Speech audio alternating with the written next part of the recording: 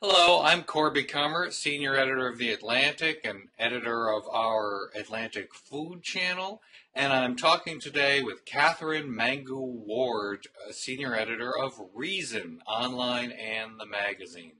And we're going to be talking about Thanksgiving. So, hi, Katherine. Hi, Corby.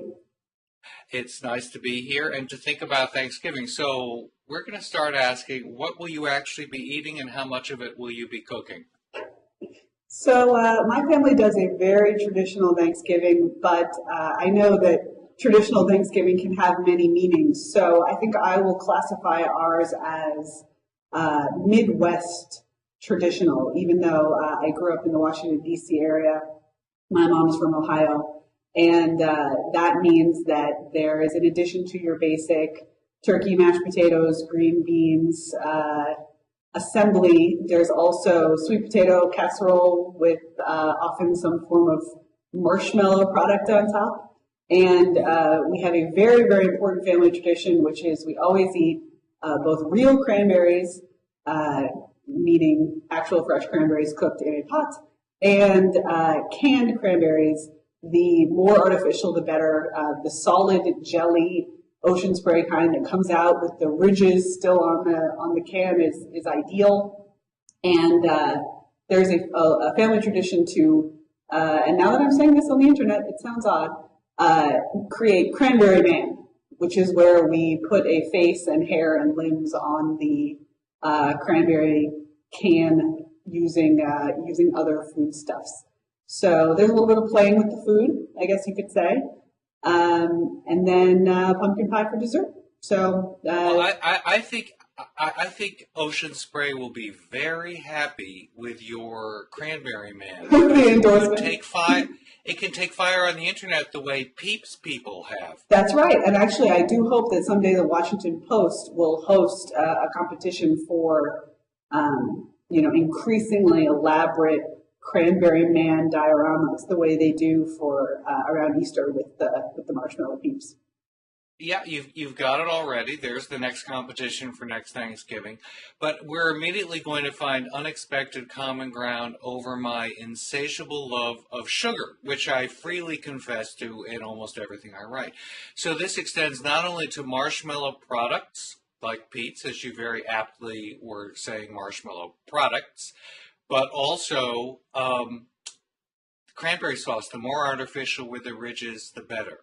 I've always loved it, and here's what I do. I don't actually make men with it, but I can't believe I'm saying this in public.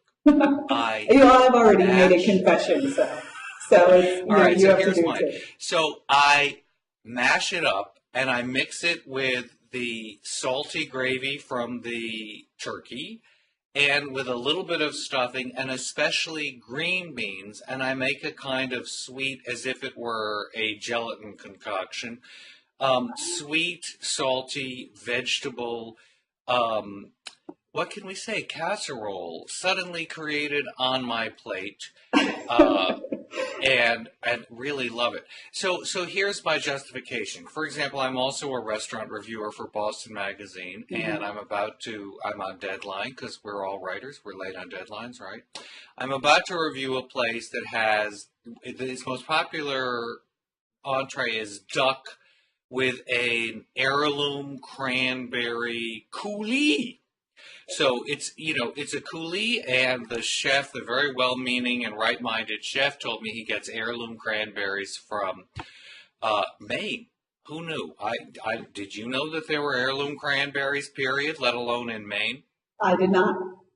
No, and I'm in Massachusetts, where cranberries are a very big agricultural product and kind of important to the agricultural economy. So I hope that we're growing them too. But in any case, sweet with meat and salty, and the acid counterparting the earthy meat and the salt of the sauce, and there was plenty in this restaurant, which will be unveiled when the review comes out. It's an honorable tradition. Think of Bigarad sauce, bitter orange, but I'm going to stop justifying it. I love processed cranberry sauce. So I'm with you on that. Why is it that we feel compelled to frame our love of processed cranberries as a a sort of confession or a sign of weakness. I mean, this is certainly Because we're something that supposed to have found the better and more politically correct, but really better for us versions of all commercial food. We're supposed to distrust things that manufacturers have made simply to take advantage of corn subsidies. I'm sure that corn syrup might be the very first ingredient listed on that cranberry sauce we admit we have a Jones for. I suspect you're right. So we're not supposed to be supporting a corrupt farmer industry-led initiative to get subsidies. Do you think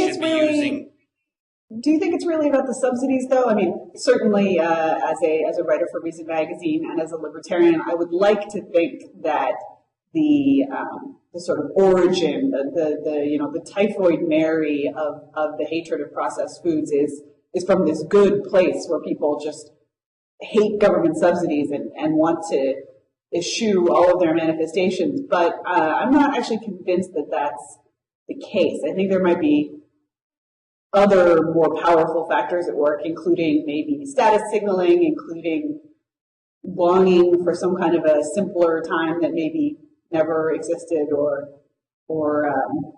at least that we have no particular access to. But I'm actually interested to hear if you think the subsidies angle is bigger than I'm making it out to be. I think it's only big among people your age. We've established you're a good deal younger than I, or, you're in that generation that I am trying to lead and guide like the good shepherd I am. But no, I don't think people are particularly aware of the subsidies, although I think a surprising number have been made aware of them and could actually say that.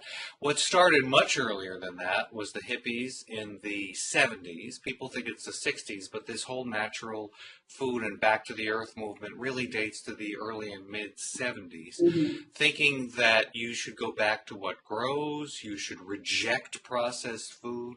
It is what our mothers in the 50s relied on, and didn't they do a lousy job raising us and feeding us? So it was, trying to find a more natural, homemade alternative. The idea of going back to what actual farm families were able to find and eat, I suppose that's part of it. I think it's more of a knee-jerk rejection of processed food, don't you? I do. I guess I wonder about that. I recently Reason ran an article, which I will throw a link in the sidebar when this goes up on Blogging Heads, but recently ran an article about the psychological profile of libertarians. And there's a scholar who has been working on kind of the implications of partisan affiliation or political philosophy for psychology and for morality. And one thing that he found is that libertarians have a low disgust ranking. That one thing that libertarians have in common is that they don't respond very often to external stimuli with disgust. And I wonder if that has something to do with it. If my sort of I would say it's almost a contrarian or a reactive feeling where I want to say, food science is amazing. I want to almost go back to the 50s and say, how is it that we have this miracle of jellied cranberries in a can and you can keep them for like 5 years and open them up and they're still delicious? And that strikes me as something to celebrate. And so I find it interesting that at least, the people of what I will perhaps be presumptuous in calling our class or our sort of social group react instead to the idea of these sort of vast machines and armies of scientists in white coats producing their cranberries with disgust. I think it's an idea of not wanting to be manipulated too. The idea that these companies have engineered these foods to be really delicious to us and for us really to like them, and we're somehow knuckling under to an unseen hand, to the man, by liking these foods and admitting that we find them delicious. Because, frankly, we do. Do you think somebody is actually going to say they're disgusted by that cranberry sauce? There are plenty of processed products that they could say, I think very legitimately, they're disgusted by. But I give myself license at Thanksgiving to eat these processed foods that I certainly would not. The rest of the year, I wouldn't even let them in my house. For example, how have we neglected canned onion rings on top of the green bean casserole? I actually do not come from a green bean casserole tradition, so you will have to speak to that particular joy. Is this because your Midwestern forebears were too careful not to put them in?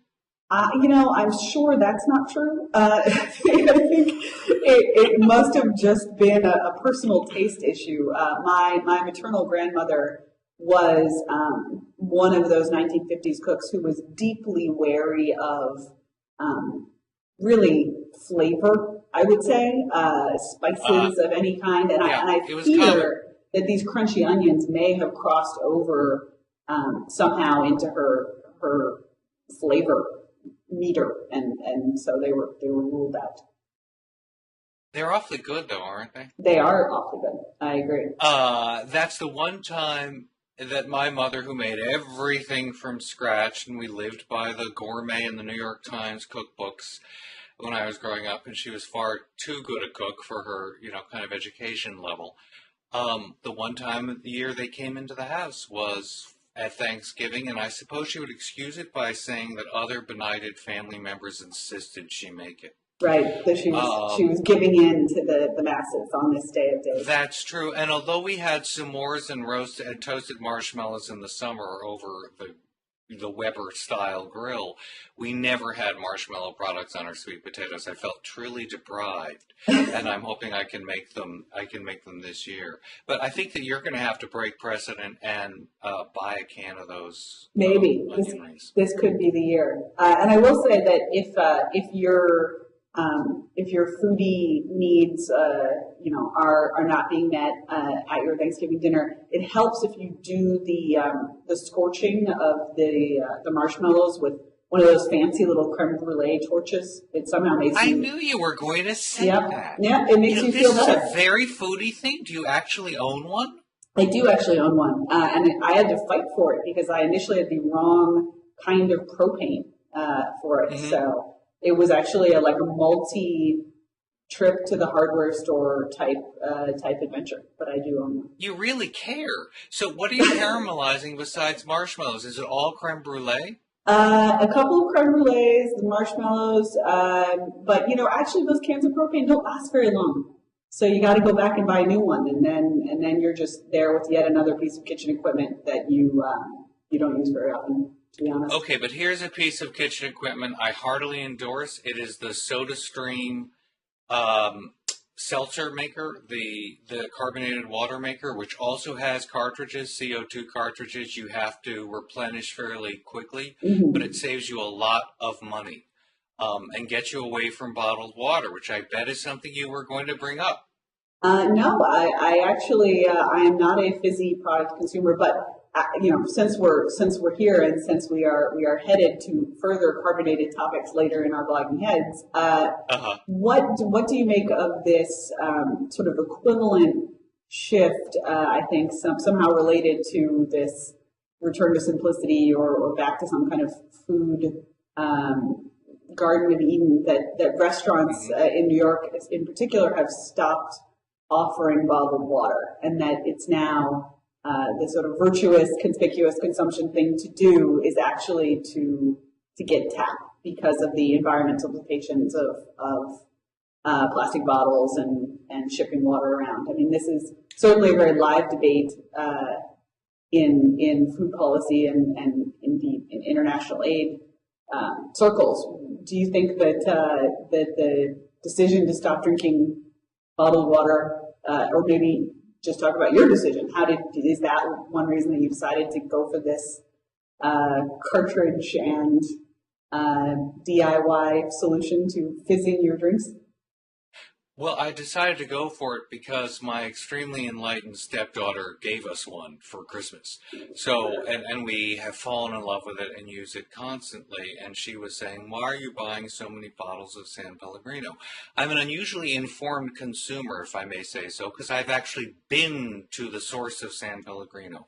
I have watched the water come out of the rock, and it does come out of the rock. And one side goes to becomes San Pellegrino water, and the other to a brand I can't remember because we know so little about it. It comes out still, and they recarbonate it. But part of the laws, certainly of the European Union, is that they have to recarbonate it with carbonation they have taken from the same source, the same spring. Same thing with Perrier. It doesn't come out carbonated, at least by the time it gets through all those pipes that they've sunk into it. They recarbonate it right before they bottle it in supposedly the levels at which it would naturally occur. But in any case, as much as I like it, and I like the flavor, and I do prefer the flavor to tap water, the United States has a perfectly safe supply of municipal tap water, which we're paying a lot of money for in the form of Dasani and Aquafina, Coke and Pepsi's respectively, entries into the purified tap water market. So we're paying for our own water that has been, so-called purified, whereas it's perfectly safe coming out of our taps. I'm completely in favor of tap water. I happen to like the taste of our tap water, and I love the taste of New York's tap water. I don't know about your tap water, so I think that it should be a special treat to buy bottled water. So for food aid, it's an entirely separate question because a lot of people don't have access to fresh water and probably need it. But in the United States, yes, I think we should be drinking tap water. The water in D.C., periodically we get warnings in the mail telling us that lead levels are dangerously high and you should probably boil it if you have AIDS. So our tap water leaves little to be desired. But I actually was, and this is again, I feel like this Blogging Heads is just confession after confession of both embarrassing high and lowbrow food foibles. But I was once at a water tasting in New York. It was just a regular party in which a couple had been bickering about whether it's worth it to order bottled water. And the lady wanted to continue to order bottled water. The gentleman thought that New York Tap was good enough, and so we did a blind taste test of 4 still waters, including New York Tap. And New York Tap came in second, with Poland Spring as the surprise winner. I think you had very poor testers. You think the testers had insufficiently delicate water palates? No, I think that they simply have different tastes from mine. Poland Spring has a high content of minerals that make it taste kind of frankly minerally in a way that I happen not to like as much as I like high magnesium, which makes water taste soft and milky, and you'll find in Evian water, for example. So if you buy Evian versus Poland Spring, there will be a huge difference, and you'll get what I mean.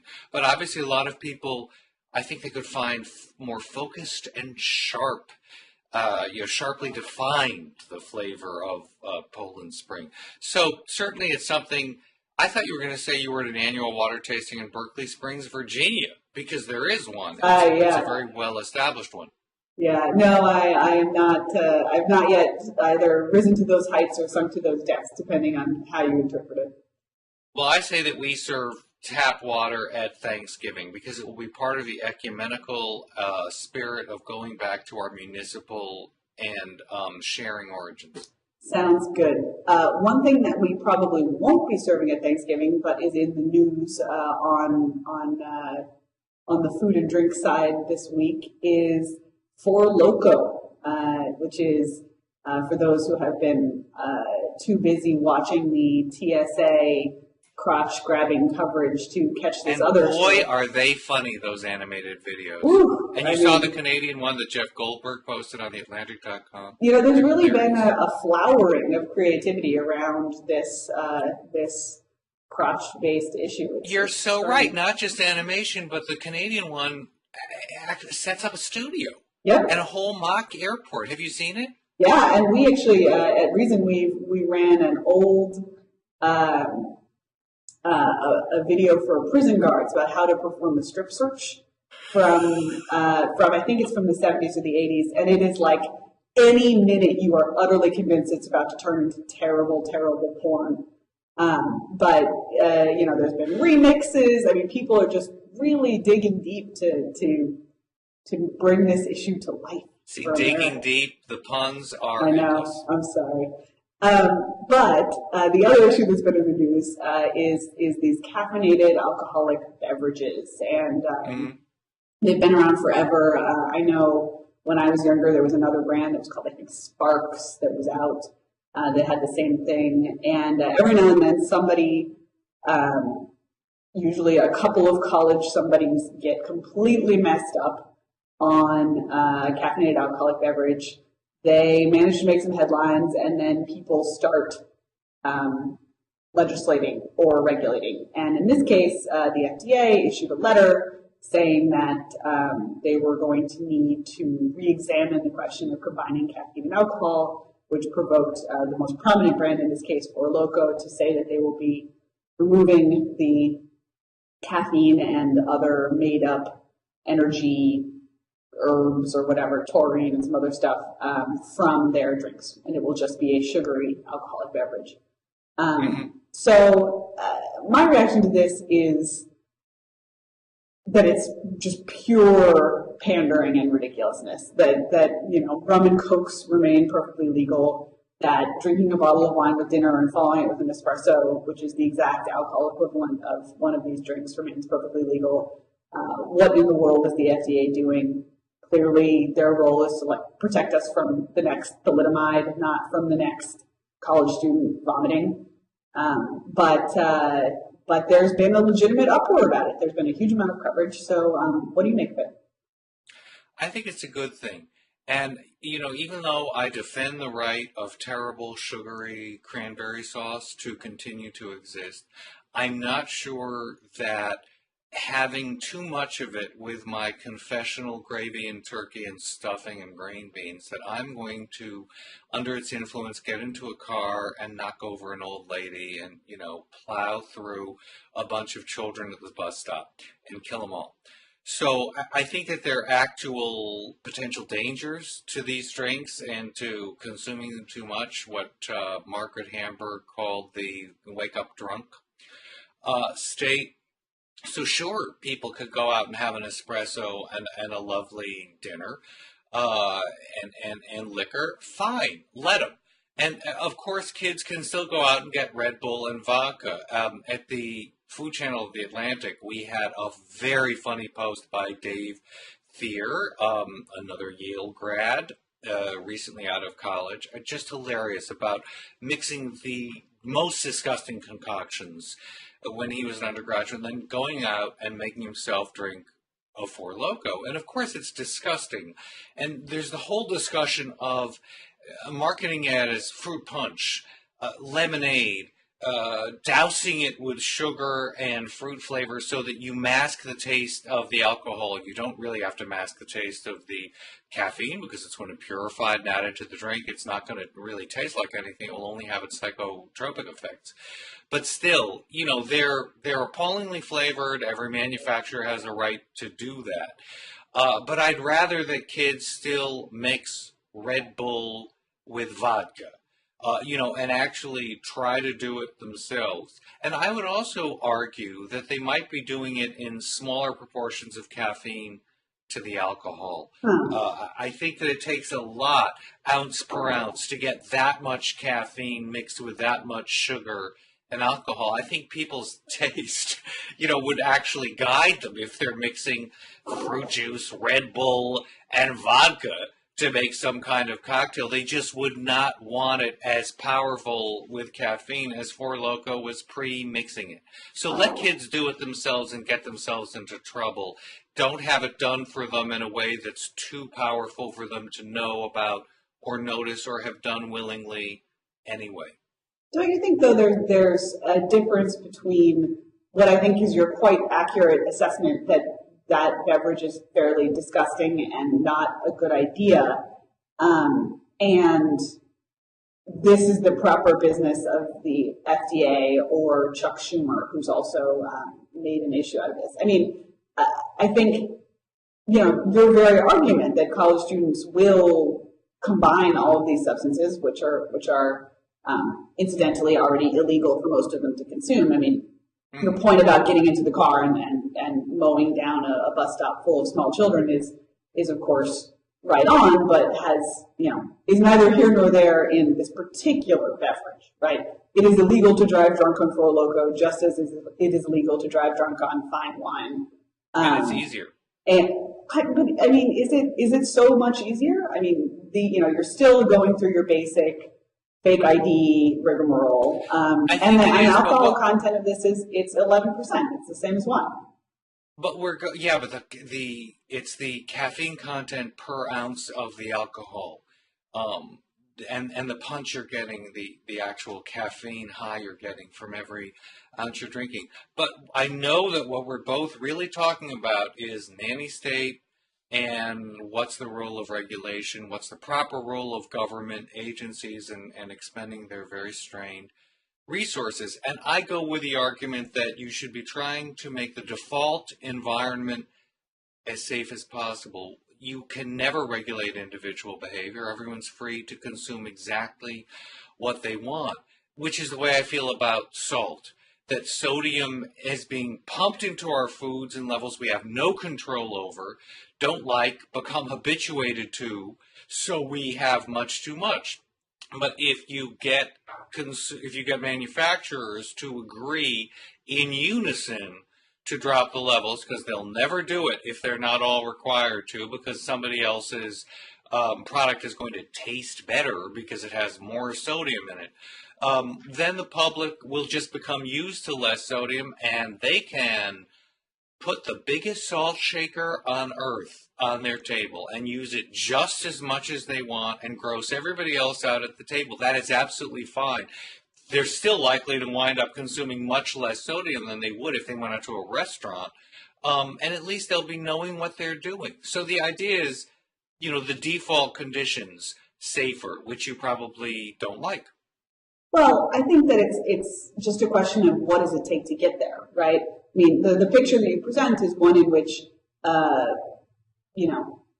there's this sort of concurrence and all the food companies get together. And of course, the way that they do that is under threat of legal action, right? I mean, either because there's actually been a law or regulation put in place or because it's been threatened, as in the case of the Four Loko caffeine removal. And I just think it's really important to keep in mind the cost there, that we're taking the potentially fallible judgments of one set of individuals, government bureaucrats and legislators, and placing them over the potentially fallible sets of judgments of yet another group of individuals, food makers, and then saying, okay, but we'll let individuals do what they want within this constrained environment, within this environment where certain products aren't available because of the threat of fines or I suppose in the ultimate case, imprisonment.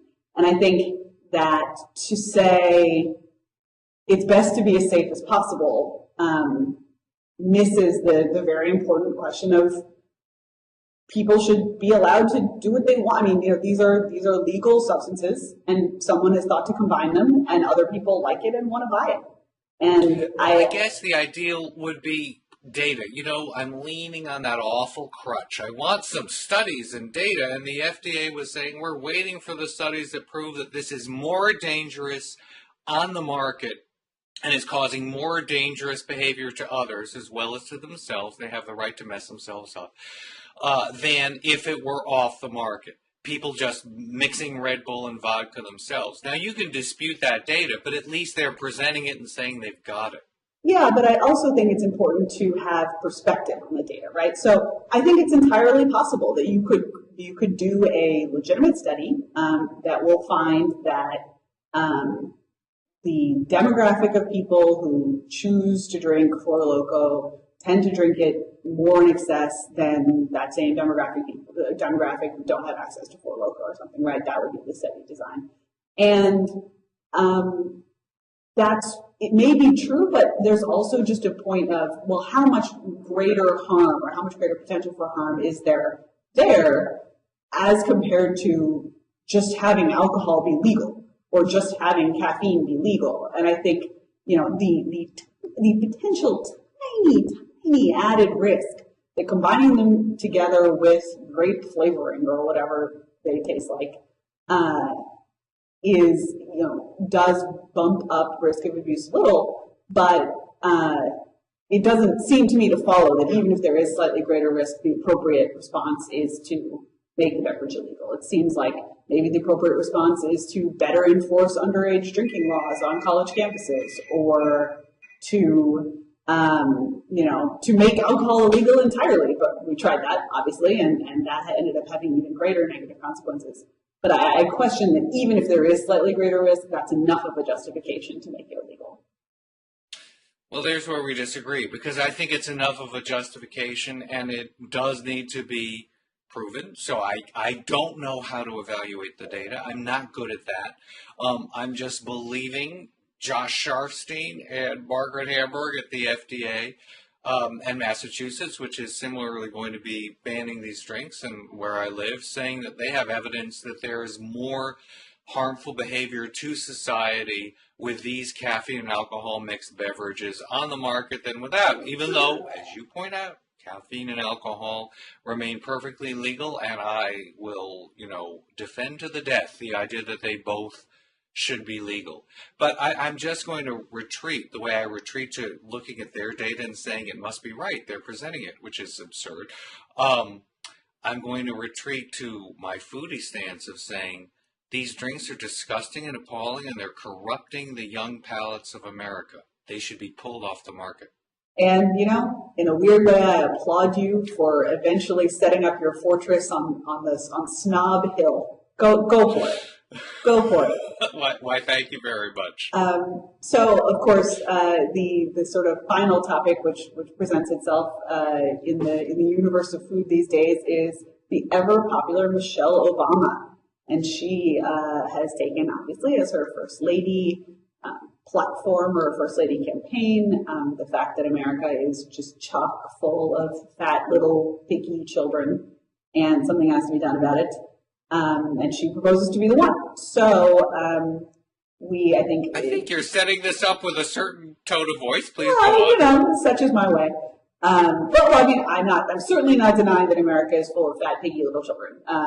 But one of the sort of themes in her campaign has been not just access to healthier food in terms of your basic food pyramid type definition of healthy, and also more exercise, which I think is pretty clearly unambiguously good, but fresher food and more local and organic options. And I think that as far as awareness goes, I think that trying to get kids to exercise and eat better is a great role for a First Lady. Although I always wish that First Ladies would take on something less feminine.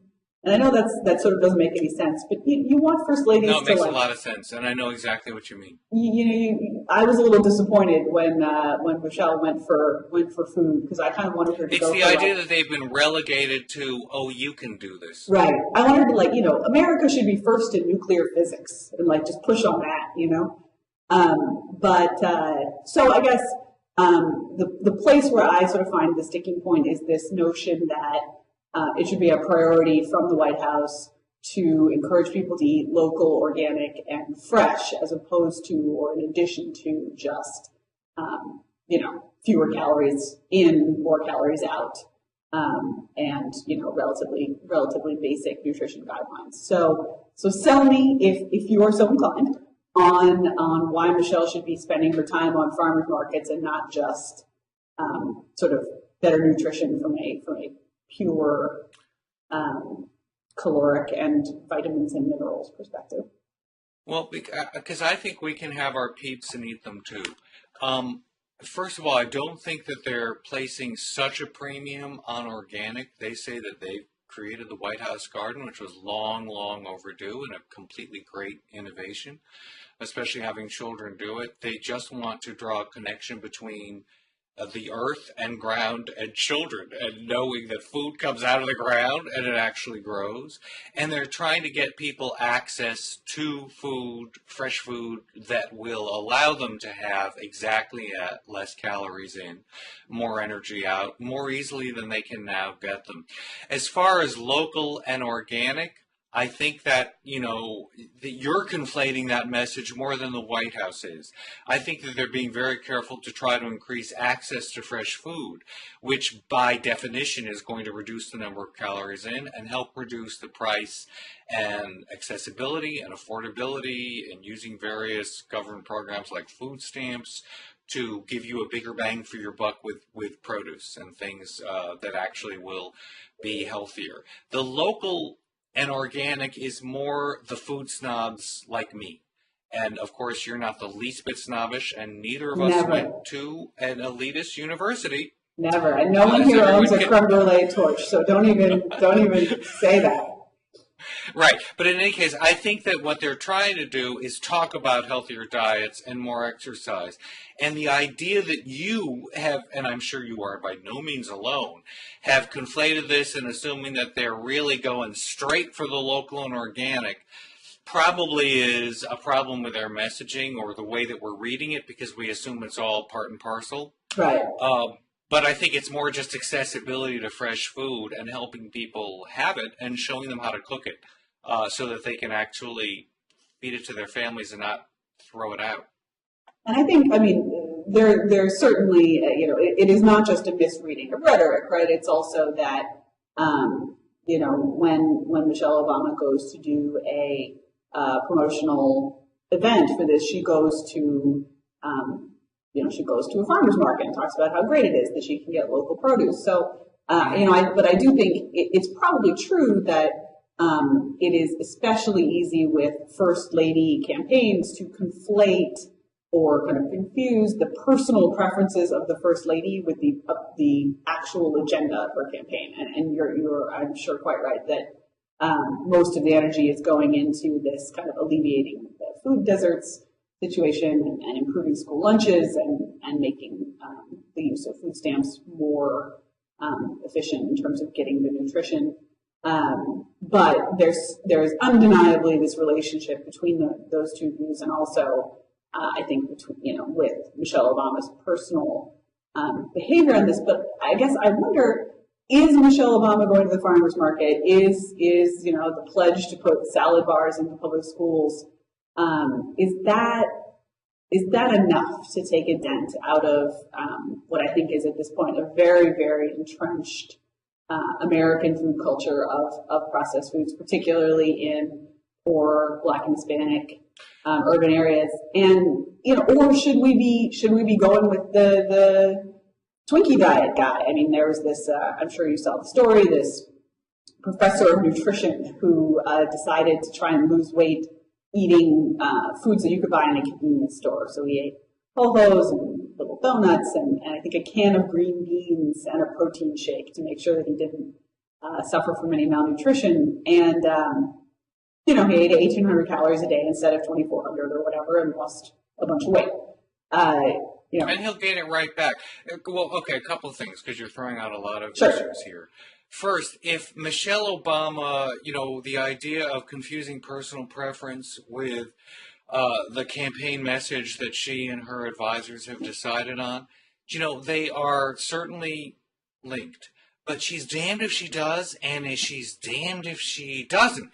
Because what if it was proven that she loved nothing more than Twinkies and canned green beans, and she made secret forays to the 7-Eleven because that's what she liked to gobble when she got up at midnight or 1? Then we would all say she was a hypocrite, and she was cloaking herself in the virtue of these, wonderful right-minded messages. But in fact, if she likes it and she wants her girls, as she keeps calling them, to eat better, better. At least she's sincere and she can sell it more.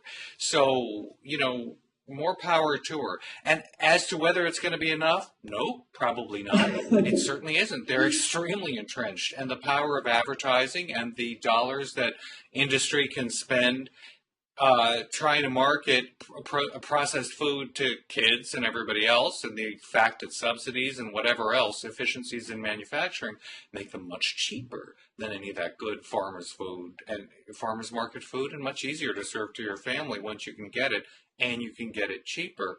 No, it's not going to be enough to battle that and counteract it, but at least it's there. At least she's doing it, and it's better than not. So, I'd much rather have her out there on the trail doing this and helping. As for the Twinkie diet, yep, we would all lose a lot of weight if all we were having was Twinkies and devil dogs. So I've got to start having naming things I'd really like to be eating a lot of, or Hostess cupcakes. Absolutely fine with me. But when you go on any kind of restricted diet, the way the incredibly high protein and steak, all you can eat is steak. That's it. No bread, no carbs. People eat because they don't want much. It's all they can have. So they stuff themselves and they get a little nauseated and sick of it. So they just don't eat as much. But then if you reintroduce variety and whatever they want back into their diet, they gain the weight back again. You've got to change habits for a lifetime. Well, I mean, I think you're absolutely right in general about the restricted menu diets, but I think the takeaway is not that this is another restricted menu diet. It's just calories are what matters, right? It's just you can eat any variety of stuff you want and count the calories. So I think that's... I also think vitamins and getting them actually from the produce, the vegetables, and iron from the meat it's in, that matters a lot, and not having food fortified or supplements. Although I do enjoy my breakfast cereal that's been hosed down with a couple vitamin pills worth of nutrients every morning. I mean, that's it's again enjoyable. Let's not deny it. It tastes good. But also, I think again, I have what seems to be a less common reaction or something, a less written about reaction, which is not just that it's enjoyable and tastes good, but that it's pretty cool that we can do that. That sort of the guys in the white coats making my breakfast cereal have 57% of the iron I need for the day kind of makes me happy. It gives you that false sense of reassurance I hope keeps you happy and productive all the day long. Oh, false sense of reassurance. That's the breakfast of champions, the false sense of reassurance. So I think we should wrap up. Since we started with Thanksgiving dinner, let's end with what is your favorite way to consume Thanksgiving leftovers? So we're talking about day 2 here. And do you just make your same impromptu casserole again, or is there a go-to for day 2? No, I'm supposed to say, and you will have a much better answer to this, I'm supposed to say, no, I take the homemade stock that I made months ago from all those bones from the roast chicken, and also combine it with the stock I've made from all the carcasses, I have taken from people's plates. It's not disgusting as it seems to gather people's leftovers and dump the bones into a stock pot. You'll be boiling them for hours, and you will be sanitizing them. Nonetheless, I don't do any of that. I just like opening the aluminum foil carcass and ripping the meat off the bones, and then breaking the carcass with my hands and taking the pieces and putting them right into my mouth and chewing on them and sucking them, until I can have every bit that I can. I eat a lot with my hands. So you're arguing for the Fred Flintstone leftover approach, basically. Primeval. Well, I'm a fan of the traditional sandwich, which... It's really good, isn't it? Yeah, which to my mind has to contain, and this is, again, I think there's some Midwestern roots here. White bread, although it can be decent white bread, thin layer of potatoes. I think you got to have a little potato in the sandwich, which I know can be controversial. But would you? I can imagine slicing a sweet potato instead of a tomato slice, and I imagine it being very good. But I have a feeling that's not what you mean. No, I'm talking about a spoonful of the leftover mashed potatoes with butter. I mean, just kind of like a smear of mashed potatoes, a little bit of turkey, and then a slice of the delicious processed cranberry goo on top. I was hoping you were going to say cranberry goo. Yeah. Well, this time consider Spreading the mashed potatoes on one side, because I'm immediately thinking of the hot turkey sandwiches, open-faced turkey sandwiches on disgusting processed white bread I loved as a child. Yes. It's making me hungry just thinking of it. So on the other one, use as a spread that congealed gravy. So on one slice of bread, the congealed gravy, then the cranberry sauce, and the other, the mashed potatoes. You have sold me. That's sandwich number 2. Okay. Enjoy your Thanksgiving Enjoy your first dinner. one, too. It has been a pleasure talking with you. It's lots of fun.